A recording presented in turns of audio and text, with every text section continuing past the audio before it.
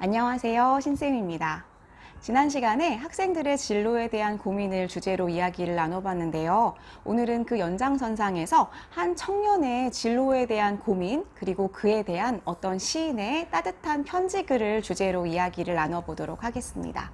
시인의 이름은 라이너 마리아 릴케고요. 20세기 최고의 시인으로 평가받는 그런 시인입니다. 그리고 독일 현대시를 완성했다라고 이야기하는 그런 거장이고요. 책의 제목은요, 릴케의 젊은 시인에게 보내는 편지입니다. 릴케는 이름만 들어도 저는 정말 시인의 이름이구나 라는 생각이 들게 만드는데요. 라이너 마리아 릴케입니다. 이 시인의 시집을 제가 하나 더 가지고 있기는 하거든요. 제목이 너무 좋아서 제가 가지고 있는데 제목은 소유하지 않는 사랑입니다. 그런데 일단 제가 약간 시에 대해서 좀 문외한이기도 하고요. 이 독일 시를 우리말로 번역한 것을 읽으면 라임 같은 게 그대로 느껴지기는 좀 어려워가지고 이렇게 확 와닿지는 않더라고요. 하지만 이 편지글은 에세이 형식으로 릴케의 생각들이 잘 드러나 있는 그런 책이고요. 굉장히 얇아요. 그리고 내용도 어렵지 않고 그냥 편안하게 따뜻한 마음을 가지고 읽을 수 있는 그런 책입니다. 이 책은 하지만 그렇게 금방 후루룩 넘겨서 읽을 수 있는 그런 책은 아니에요. 좀 자신에 대해서 성찰하면서 천천히 한 문장 한 문장을 자신과 대입해서 읽어보면서 또는 필사하면서 읽을 수 있는 밤에 자기 전에 읽기에 참 좋은 책이라고 생각을 합니다. 저는 이 책을 좀 젊었을 때부터 여러 번 읽었는데요. 20대 읽었을 때와 지금 읽을 때 저에게 다가오는 게 좀 다르더라고요. 그래서 젊은이나 또는 좀 나이가 들어서 중장년층이 돼서도 또 다른 가르침과 위로를 주는 그런 책이라고 생각을 합니다. 일단은 제가 느낀 세 가지 질문에 대한 해답을 좀 찾는 방식으로 오늘 말씀을 드리려고 해요. 일단 첫 번째는 젊은이가 자신의 진로를 찾지 못하고 내가 과연 이 일을 잘 할 수 있을까를 고민하는 그런 시기에 대한 릴케의 해답. 두 번째는 직업을 가졌는데 막상 내가 어떤 일을 하게 됐는데 그 직업에서 너무 불편이 좀 많고 즐거움을 찾기 힘들 때 그때 이제 불평에 대한 릴케의 해답. 마지막으로 진짜 어른은 무엇인가, 어떻게 해야 정말 진짜 어른이 될 수 있을까에 대한 고민에 대한 해답, 이렇게 세 가지로 좀 이야기를 드려보도록 하겠습니다.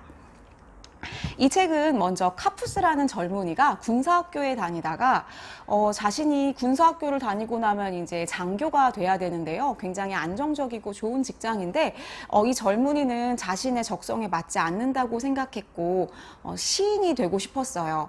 그래서 당대 이미 유명한 시인이었던 릴케에게 자신의 시를 보내면서 제가 시인이 돼도 될지 이런 것에 대해서 질문을 합니다. 릴케는 이 카푸스라는 젊은이와 일면식도 없는 그런 사이였는데요. 정말 따뜻한 그런 편지를 보내줍니다. 제가 참 좋았던 건 릴케가 함부로 이 청년의 시를 평가하지 않아요. 비평에 대해서 굉장히 좀 자제하는 편이고요. 이 청년에게 좀 따뜻하게 편지를 써주는 그 첫 번째 편지 내용을 조금만 읽어보도록 하겠습니다. 당신은 당신의 눈길을 외부로만 향하고 있는데 무엇보다 그것을 그만두어야 합니다. 이 세상의 어느 누구도 당신에게 충고하고 당신을 도울 수 없습니다. 그 누구도 할 수 없습니다. 당신에겐 단 한 가지 길밖에는 없습니다. 당신의 마음 깊은 곳 속으로 들어가십시오. 가서 당신에게 글을 쓰도록 명하는 그 근거를 캐보십시오. 그 근거가 당신의 심장의 가장 깊은 곳까지 뿌리를 뻗고 있는지 확인해 보십시오. 릴케는 청년에게 남에게 내가 시인이 돼도 좋겠느냐라고 자신의 시를 평가받고 싶어 하지 말고 자신의 마음속으로 깊이 들어가 보라고 충고합니다. 제가 전에도 성찰에 대한 이야기를 많이 드린 적이 있는데 릴케가 이 성찰을 굉장히 강조하고 있어요.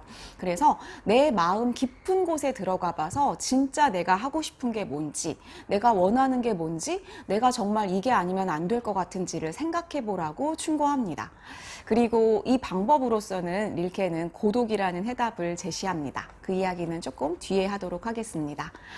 요즘 시대가 너무나 빠르게 변하고 굉장히 다양한 외부의 자극이 막 들어오고 있는 시대라서 자신의 마음속을 깊이 들여다보라는, 성찰을 해보라는 이런 충고가 굉장히 먼 나라 이야기 같이 들릴지도 모르겠습니다. 하지만 오히려 이런 시대에 더 중요한 게 저는 성찰이라고 생각을 해서요. 요 릴케가 청년에게 깊이 있게 하는 말이 저는 굉장히 와닿더라고요. 자, 그리고 이 청년이 이제 자신이 원하지 않았어도 어쨌든 그 길을 계속 좀 끌려가게 되거든요. 그래서 아마도 자신의 장교로서의 일을 하면서 아, 내가 이 일이 나에게 참 맞지 않는구나 라고 또 생각을 하고 고민을 해서 릴케에게 편지를 썼던 것 같아요. 이런 이야기들은 굉장히 우리가 흔하게 하는 이야기들인데요.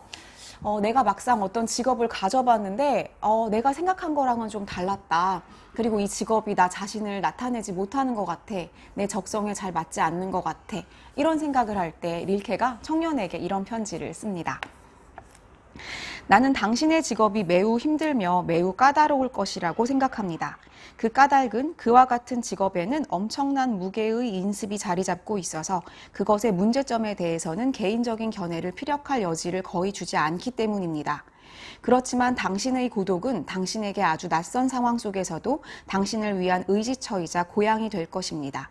그리고 당신은 바로 고독을 출발점으로 삼아서 당신의 모든 길들을 발견하게 될 것입니다. 자, 이렇게 릴케가 고독을 해답으로 제시를 하고 있어요. 저도 굉장히 이때 많이 공감을 했는데 저 굉장히 인습적인 직업을 가지고 있거든요. 그래서 물론 학교 생활이 굉장히 즐겁기는 하지만 굉장히 틀에 박히고 인습적인 이런 삶 속에서 굉장히 답답함을 느낄 때가 많습니다. 다른 사람들도 다 마찬가지일 것 같아요. 이때 릴케가 하는 말은 일이 다 그럴 수도 있다라는 이야기가 저는 좀 위로가 되더라고요. 아, 그 직업이 너무 힘들고 아마 거기서 너의 생각을 피력하기가 쉽지 않을 거다. 이럴 때 주변을 너무 쳐다보지 말고 고독 속에서 나 자신을 한번 찾아보고 좀 깊이 있게 생각해보는 시간을 가져라 라는 충고를 하더라고요.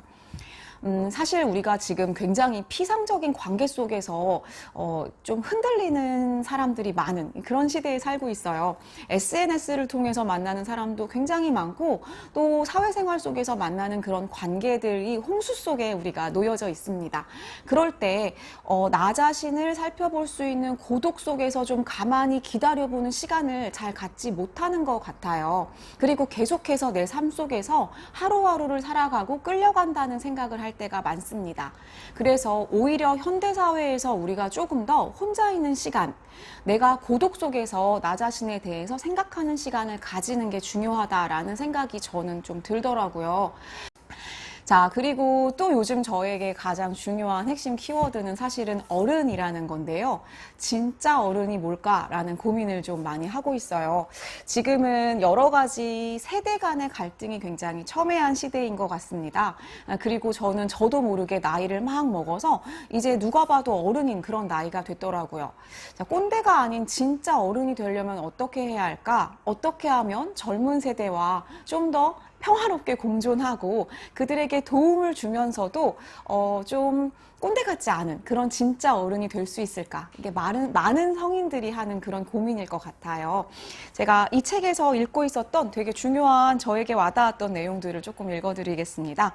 여기 번역에서는 노인네라고 되어 있는데 이거 좀 과한 것 같아서 저는 어른이라고 표현을 한번 해보도록 할게요. 노인네들에게 충고를 요구하지 말고 그들의 이해도 기대하지 마세요. 하지만 마치 유산처럼 당신에게 남겨진 그들의 사랑은 믿으십시오. 바로 이 사랑 속에 힘과 축복이 들어있음을 믿으십시오. 그러므로 당신은 아주 멀리 가기 위하여 굳이 이 축복으로부터 벗어날 필요는 없습니다. 릴케는 젊은이에게 이 어른들에 대해서 어떻게 생각해라 라고 충고하고 있는데 저는 반대로 제가 이 어른의 입장에서 이제 이 글을 읽게 되더라고요. 어른들이 젊은이들에게 함부로 충고를 하지 않고 또 함부로 나의 관점에서 이해를 해버리지도 말아야겠다라는 게 제가 이 글을 읽고 난 다음에 한 생각입니다. 제가 젊은이들에 비해서 어떤 저만의 또 경험치를 많이 가지고 있게 되는데 그 나만의 경험에 갇혀서 함부로 전 세대, 다음 세대 또 다른 세대를 이해하려고 하는 게 조금 자만일 수도 있겠다라는 생각을 요즘은 하고 있어요. 자, 그래서 함부로 충고하지 않고 함부로 내가 모두를 이해할 수 있다라고 자만하지 않고 단지 다음 세대에게 유산처럼 사랑과 축복을 남기는 것이 진짜 어른이 아닐까라는 생각을 제가 이 책을 읽으면서 좀 했습니다. 뭔가를 굳이 하지 않아도 옆에 있어주고 믿어주면서 사랑과 축복의 눈빛을 계속 보내주는 것, 이것이 어른의 역할이 아닐까? 이게 정말 어른이 아닐까? 이런 생각을 좀 하게 되더라고요. 저는 다음 세대와 항상 함께하고 있는 직업을 가지고 있어서 제가 어떤 사람이 되고 좀 본받을 만한 어른이 될 수 있을까? 이런 게 항상 저의 고민 중에 키워드인데 릴케가 이야기하는 이 단순한 어른에 대한 성찰이 저에게는 좀 깊이 있게 와닿더라고요. 비슷하게 릴케가 이런 이야기를 카푸스에게 합니다. 그리고 내가 당신한테 또 한 가지 말씀드려야 할 것이 있다면 그것은 다음 같은 것입니다. 당신을 이렇게 위로하려 애쓰는 이 사람이 당신에게 가끔 위안이 되는 소박하고 조용한 말이나 하면서 아무런 어려움 없이 살고 있다고는 생각하지 마십시오. 나의 인생 역시 많은 어려움과 슬픔을 지니고 있으며 당신의 인생보다 훨씬 뒤처져 있습니다. 그렇지 않다면 어떻게 이 사람이 그러한 말을 할 수 있겠습니까? 어른으로서의 릴케가 자신이 나도 힘들고 어려운 삶을 계속해서 똑같이 살고 있는 동반자, 같은 이 시대를 살아가고 있는 동반자임을 고백을 하고 있는 장면이라고 생각을 해요.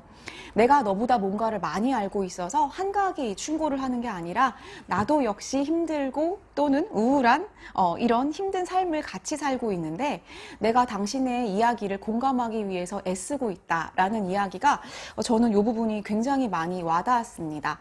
어떻게 보면 각 세대 간의 소통, 세대 간의 공감 이런 것들이 서로를 인정하고 나 자신의 힘듦과 상대방의 힘듦을 인정해 주는 것에서 시작하는 것이 아닐까 이런 생각이 들어가지고 저에게는 굉장히 큰 위로가 되더라고요. 세대 간뿐만 아니라 지금 우리 사회에서 굉장히 다양한 계층 또는 남녀 간의 다양한 그 다른 집단들이 서로를 좀 불신하거나 서로에게 상처받는 모습들을 많이 보여서 저는 그럴 때마다 굉장히 안타깝습니다. 그때 내가 함부로 충고하거나 내가 함부로 나의 잣대로 이해해서 재단하려 하지 않고 나의 힘듦과 상대방의 힘듦을 서로 이해하고 공감하려고 노력하는 것. 그리고 어른 세대에서 따뜻한 눈빛을 가지고 위로하고자 하는, 공감하고자 하는 마음, 사랑과 축복을 가지고 옆에서 지켜보는 것, 이런 것이 진짜 어른이 아닐까라는 게 요즘 하는 생각입니다. 그래서 릴케의 이 책은 젊은이들에게 뿐만 아니라 어른이 되고 싶은 사람들에게도 주는 그런 감동과 충고 그리고 따뜻한 위안 이런 것들이 들어있는 책이라서 제가 이 책을 추천을 드리고 싶습니다. 여기서 하지만 반전이 있어요. 사실 이 책을 쓴 릴케는 28살이었다고 합니다. 평균 수명이 길어졌으니까 네. 그냥 그래도 그런가 보다 하고 저는 다시 어른으로서의 릴케를 본받으려고 합니다. 예, 오늘 이야기 함께 해주신 분들께 정말 감사드리고요.